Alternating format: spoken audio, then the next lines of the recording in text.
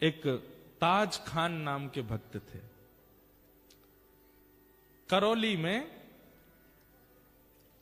Post office में काम करते थे, चिट्ठियां इधर उधर पहुंचाने के। ये अच्छे मुसलमान थे।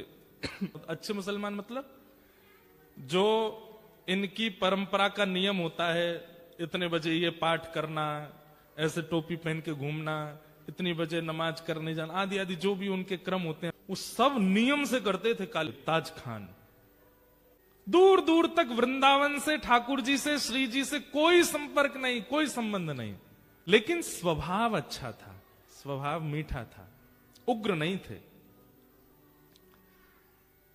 बल्कि इन्होंने अपने डाकघर के जो मुखिया थे उनसे कह करके कि मुझे इतने बजे नमाज के लिए जाना होता, मुझे जाने दिया जाए, वो जाते थे। और जो भी इनके ग्रंथ होते हैं उनको पढ़ते रहते थे, खूब अच्छे से अपने धर्म का पालन करते थे। लेकिन मदन मोहन जी बड़े टेढ़े ठाकुर, इनके मन में आ गया कि इसको अपना बनाना है मुझे। एक बार एक चिट्ठी आई मदन मोहन जी के गोस्वामी जी की, और ये चिट्ठी बांटने यही जाते थे सब जगह। तो जैसे ही ये मदन मोहन जी के गोस्वामी जी की चिट्ठी लेकर के जैसे ही सीढ़ी चढ़ने लगे ऊपर, तो द्वारपाल ने इनको वहीं रोक दिया। बोले क्या बात है, क्यों चढ़े आ रहे हो ऊपर? बोले अरे भैया हम डाकघर से आए हैं, चिट्ठी है, गुसाई जी की चिट्ठी देने आए हैं। बोले आप यहीं रुक जाओ, हम गुसाई जी को बुला के ला रहे हैं, भीतर मत आना।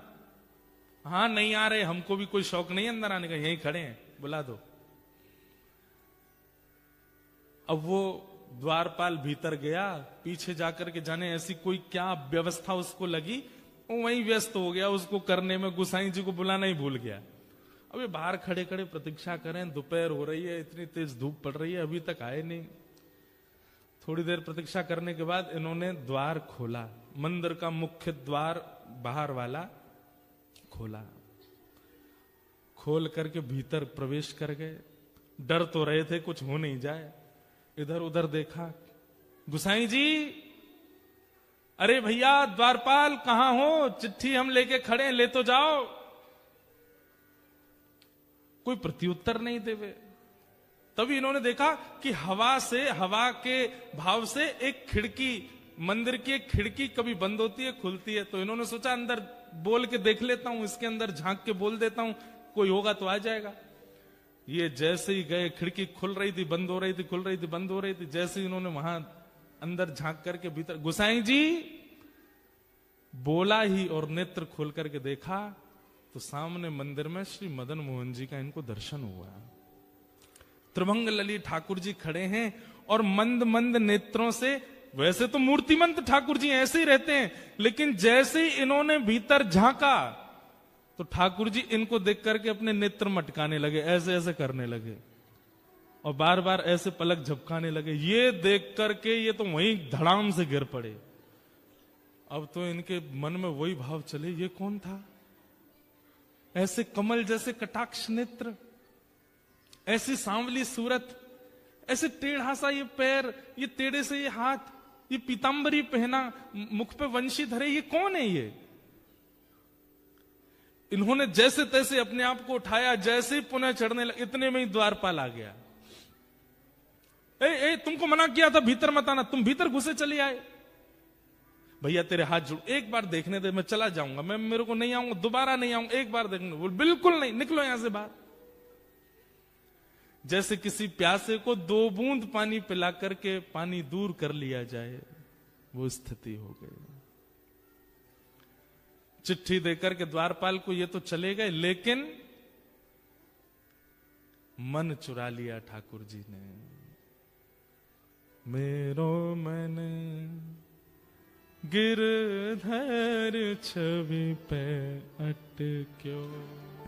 काले खां चले गए, लेकिन अब चल रहे हैं तो भी नेत्र बंद करते हैं तो वही स्वरूप दिखाई दे रहा है। वो नेत्र अपने ऐसे ऐसे मटका रहे थे, वो अनुभव आ रहा है।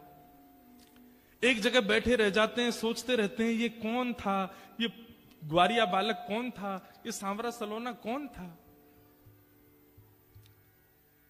आज तक कभी अपने नमाज के समय में, अपनी दिनचर्या में कभी बदल फेर नहीं हुआ, लेकिन अब करने कुछ और जाते हैं, करने कुछ और लग जाते हैं। स्थिति आपे से बाहर चली गई। अब तो ये मदन मोहन जी के मंदिर की जो सीढ़ियां थी, वहां से जब निकलते तो नीचे से देखते रहते, कब बुलाएंगे मुझे, कब स्वीकार करेंगे मुझे, कब दर्शन देंगे मुझे। बहुत दिन तक प्रयास किया कि ये मुझे कैसे भी ऊपर बुला लें, एक बार अपनी रूप छटा दिखा दें, लेकिन ठाकुर जी तो उनका स्वभाव है तड़पाना। जब नहीं दर्शन हुए तो एक दिन काले खां ने कसम खा ली, बोले ठाकुर जी या तो मुझे दिख जाओ, या तो मुझे मिल जाओ, नहीं तो मैं अनशन व्रत पर बैठ रहा हूं, मृत्यु पर्यंत प्राण त्याग दूंगा। ऐसी स्थिति हो गई। धीरे धीरे अपना काम छोड़ दिया, परिवार वालों से दूर रहने लगे, अपने नियम क्रम सब से बिल्कुल ना इधर के रहे ना इधर के, बीच में आ गए बिल्कुल।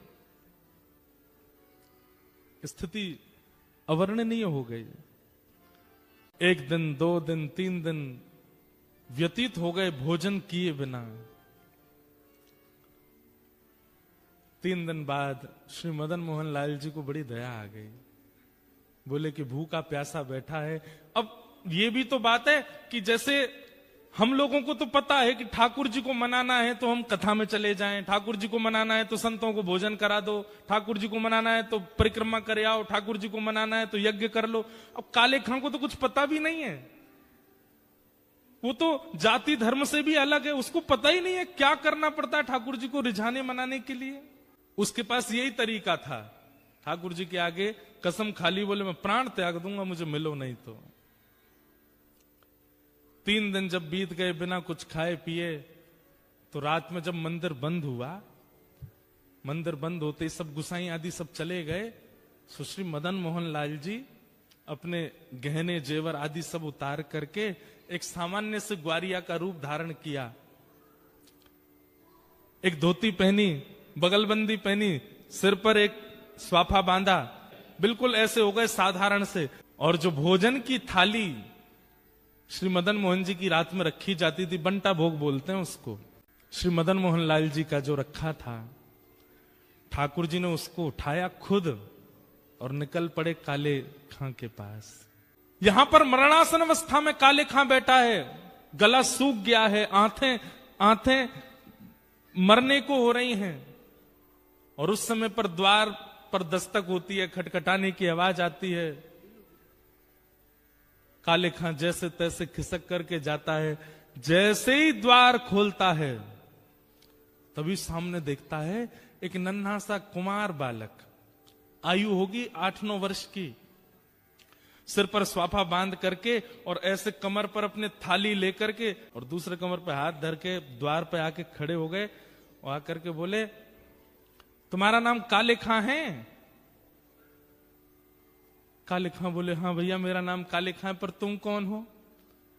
और ये इतने सुंदर हो, इतने प्यारे हो, तुम्हारी मैया नहीं है, तुम्हारे पिताजी नहीं है जो आधी रात में तुमको अकेला छोड़ दिया?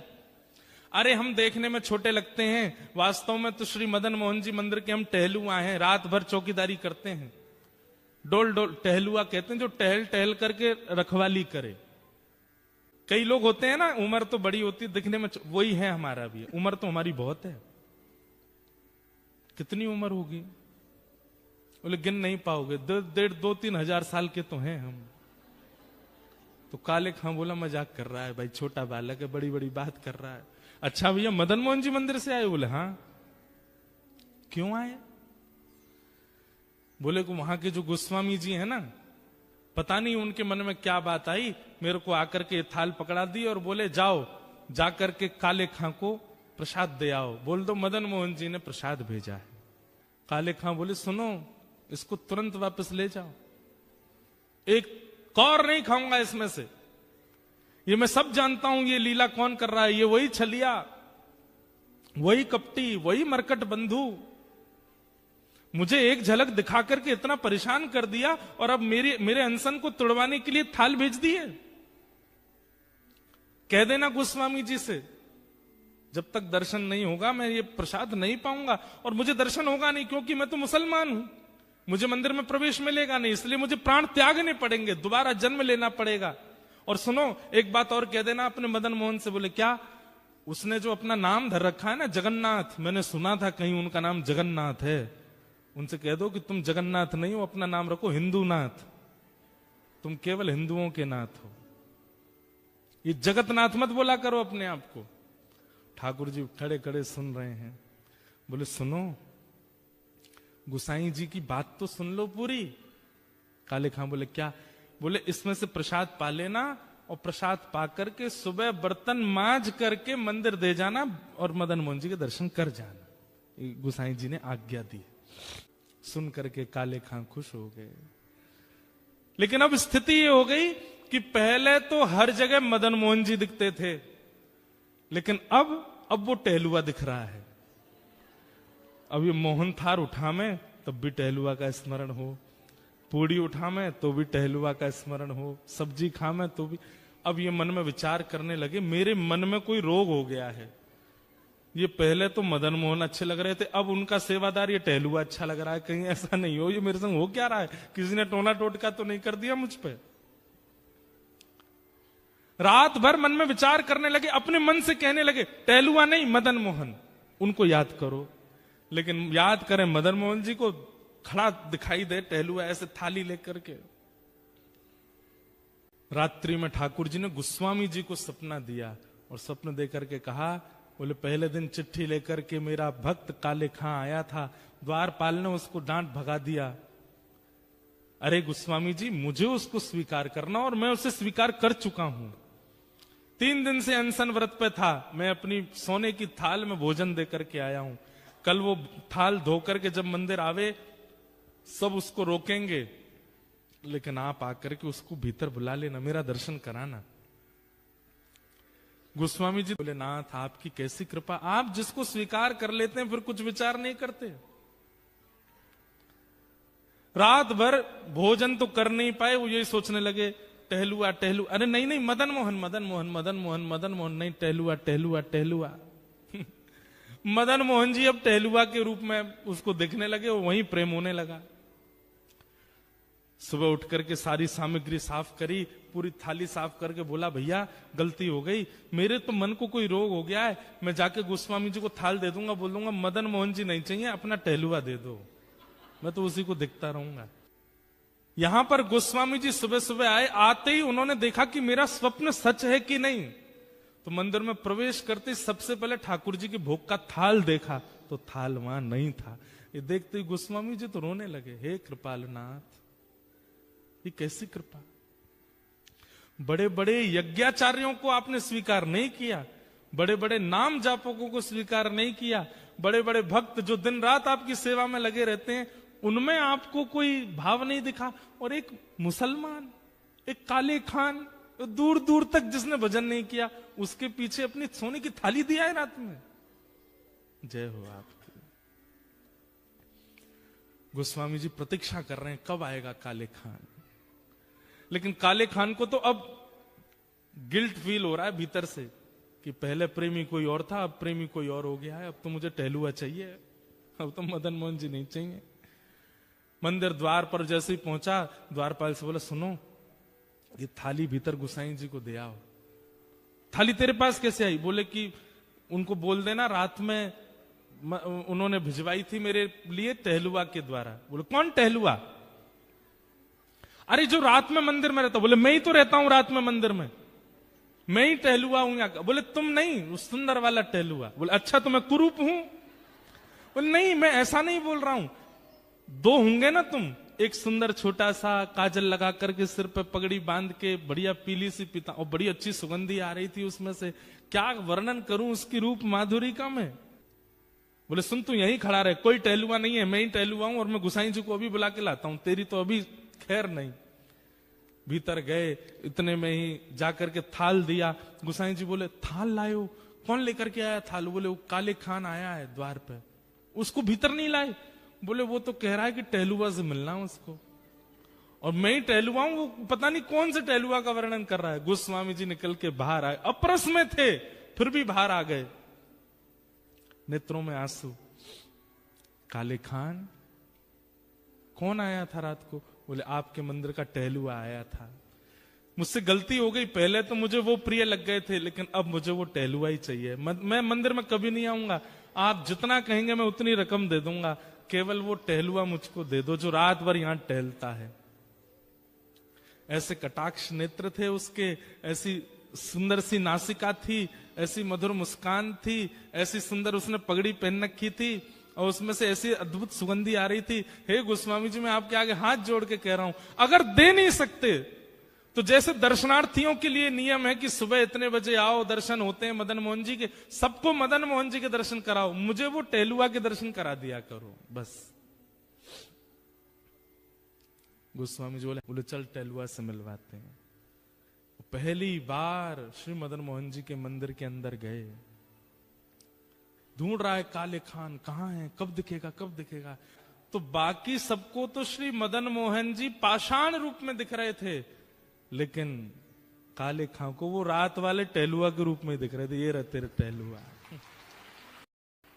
नेत्र सजल हो गए, वो सजल होकर के बस उसी दिन मदन मोहन जी के श्री चरणों को प्रणाम किया। बोले स्वयं ठाकुर जी टहलुआ बन के आए मेरे घर पे, इतना श्रम किया और जीवन भर के लिए श्री मदन मोहन जी के दास बन गए। कौन? काले खां।